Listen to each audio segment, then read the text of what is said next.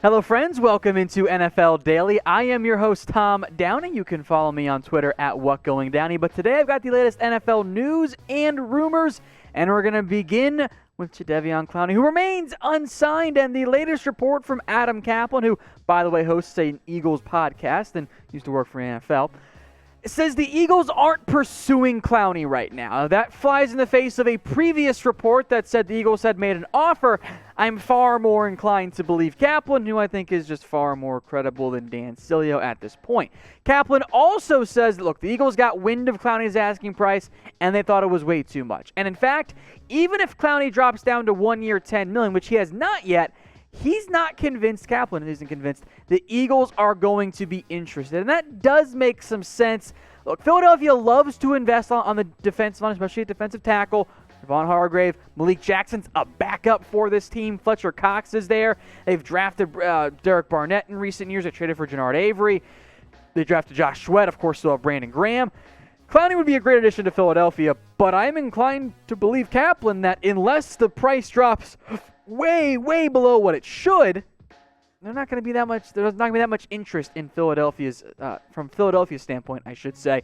Clowney's a good player. The production declined this year in part because of injury, and I think injury is a big reason why Clowney is still unsigned at the moment. Teams cannot bring him in for a physical. They don't know how he recovered from that sports hernia. Plus, his asking price was so high, we'll have to wait and see. But I think at some point, Clowney's going to sign. He's still Clowney. He's not a bad football player. He just might be asking for too much.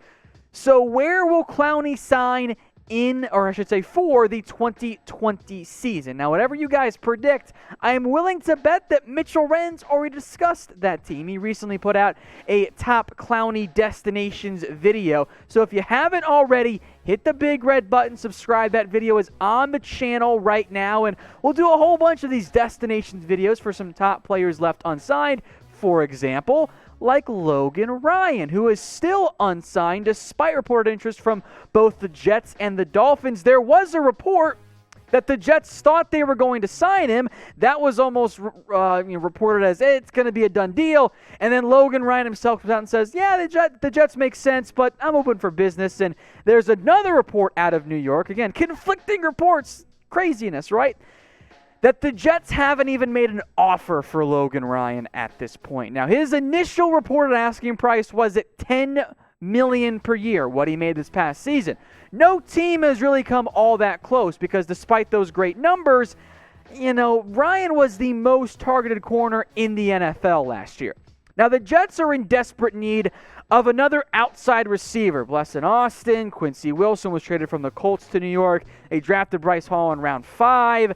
They did sign Pierre Desir to give them number one in air quotes. Brian Poole's best in the nickel, which is kind of tricky because Logan Ryan played nickel corner this past year for the Tennessee Titans. Now, I think Ryan could be willing to kick outside, but that does kind of complicate things for New York. But I do think he makes a lot of sense. More sense, I think, than the Dolphins. Xavier Howard, Byron Jones are two of the highest paid corners in all football.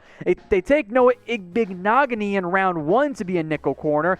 Nick Needham's like a really good number 4 guy. I don't really see the need for Miami to go out and get Logan Ryan, although I do appreciate what they're doing. Namely, the Dolphins are heavily investing at the cornerback spot. I think is a good idea to pursue. So let's just pick your favorite team for this hypothetical scenario. If you could only sign one player, who would it be? R for Logan Ryan, C for Clowney. You can factor in the cost as well. I think I'd lean towards C, but I want to hear from you guys. I'm going to make this the pinned comment of the video, so scroll on down there and cast your vote. C for Clowney, R for Ryan.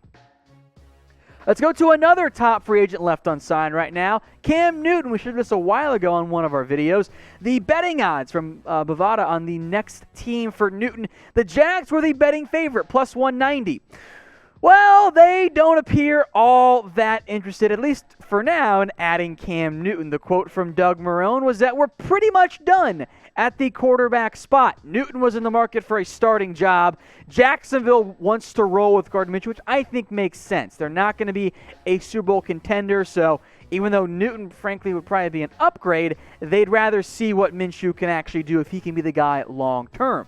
With no starting jobs left, Newton's kind of caught in an awkward spot. Jacksonville, meanwhile, they have Gardner Minshew. Remember, they traded last year for Joshua Dobbs. They signed Mike Glennon, almost completing a bald trio of quarterbacks on that roster. Jake Luton, by the way, was a 6th-round draft pick, but we'll see if he even makes the team. I think you could make a strong argument that Cam Newton is actually a better starting NFL quarterback if healthy. And I think if you had the if healthy part, it's still pretty much a debate, or without the if healthy part, it's still a debate, than Gardner Minshew. But the health's a huge factor for Newton. No one's been able to really bring him in for a normal physical. The play and production hasn't been the same since that MVP season, again, in part due to those injuries. But Newton will sign somewhere, right? He's still too good to not be an NFL quarterback. He's at minimum top 50, right? Worst case scenario, that means he's a backup quarterback in the NFL. So where will Cam Newton sign? Make your best guess for me in the comments section.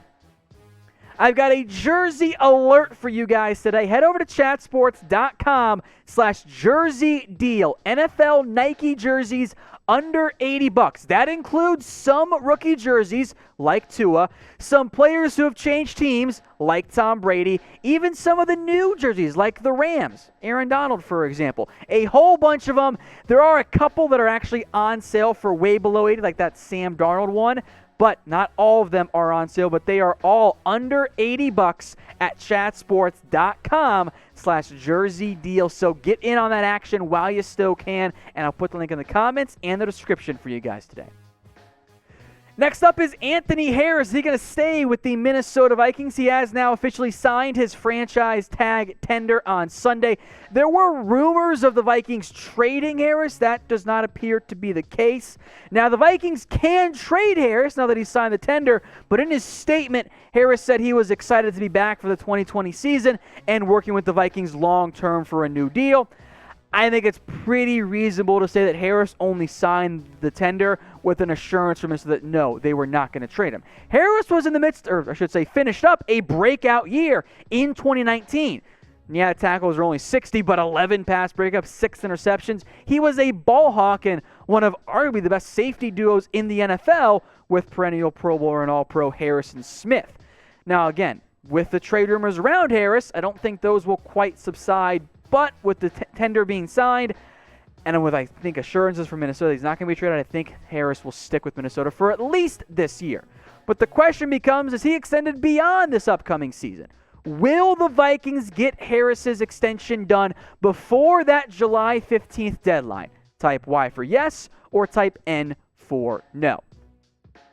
Now for some, I'm just going to call it not great NFL news, bunch of arrest updates as things quickly went out of control for the NFL over the past couple of days. Ed Oliver was arrested Saturday night, Sunday morning, whichever one you want to call it, in Houston, where he's from, for DWI and unlawful carrying of a weapon. Now, the police report said that Oliver had an open beer between his legs. Now, of course, you want the justice system to go through. You want all that to play out. You don't want to rush a judgment, innocent before proven guilty, all that, I get it. If accurate, Ed, what are you doing, dude? Why would you have an open can of beer in your legs? You can't do that. You're an NFL athlete. If you want to go out and drink and have a good time, sure, more power to you. Call a dang Uber or Lyft. It's not that difficult. And on top of that, for Oliver, beyond, of course, the legal implications, a suspension, which would be likely if he was found guilty, would result in his suspension and his guarantees being void. Now, it's not saying the Bills are going to cut him, but it does give them a little bit more flexibility. Unfortunately, Oliver was not the only player arrested over the past couple of days. Of course, DeAndre, Baker, Quinton, Dunbar, who we'll get into, Cody Latimer as well. Now, the update on Baker, and this was probably the worst of the arrests the past couple of days, he was released on a $200,000 bond on Sunday, 4 counts of armed robbery, and 4 counts of aggravated assault with a firearm. Again, you've probably heard about this, so we'll keep it a little bit lighter. The update of note, beyond, of course, being released on bond, is that the Giants have told Baker, stay away from team meetings. Focus on the legal side of it. Not a great situation for the former first-round pick. Quinton Dunbar, meanwhile, his lawyer is actively getting this out to media that the 5 witnesses who have accused Dunbar of acting with Baker in that robbery, Well, his lawyer says they've recanted their statements, which would be a pretty big boost to Dunbar having the charges dropped and avoiding what is legitimately severe jail time that DeAndre Baker is also facing. So that situation for Dunbar and Baker will certainly merit watching going forward. Massive implications, not just for the player, but for the teams. The Seahawks and Giants were counting on those guys to likely start in 2020. That's one to definitely continue to monitor. Meanwhile, Cody Latimer was arrested Saturday, on several charges after reports of a gun being fired indoors. Assault in the second degree was among the charges filed against Latimer, including illegal discharge of a firearm, prohibited use of a weapon, which kind of sounds like the exact same thing, and then also reckless endangerment. Now, Latimer had a career year for the Giants, signed with the Redskins before the NFL draft, and is now once again in hot water, is in hot water, along with other players like DeAndre Baker, Dunbar, Latimer, and Ed Oliver. The quote that I want to get to from Latimer's attorney was, of course, the very typical, hey, don't rush to judgment against my client. But it was a pretty weird quote in general. Here's what the attorney said. That's Harvey Steinberg, by the way. There's an entire backstory to the situation that constitutes one of the most highly provocative situations you can imagine. Please withhold judgment until all the facts of what took place that night are known. Now, I am not great with legalese. What on earth is a highly provocative situation that you could imagine? What does that even mean? I am actually, and of course, we'll let the court system do its work. I am very curious what that is referring to. What exactly happened that could, in theory, allow it for Latimer to discharge his firearm indoors? That doesn't make any sense to me. So a lot of weird arrests around the NFL, and we'll update you guys throughout that going forward here at Chat Sports. So make sure you are subscribed. Hit that big red button at youtube.com/chatsportstv.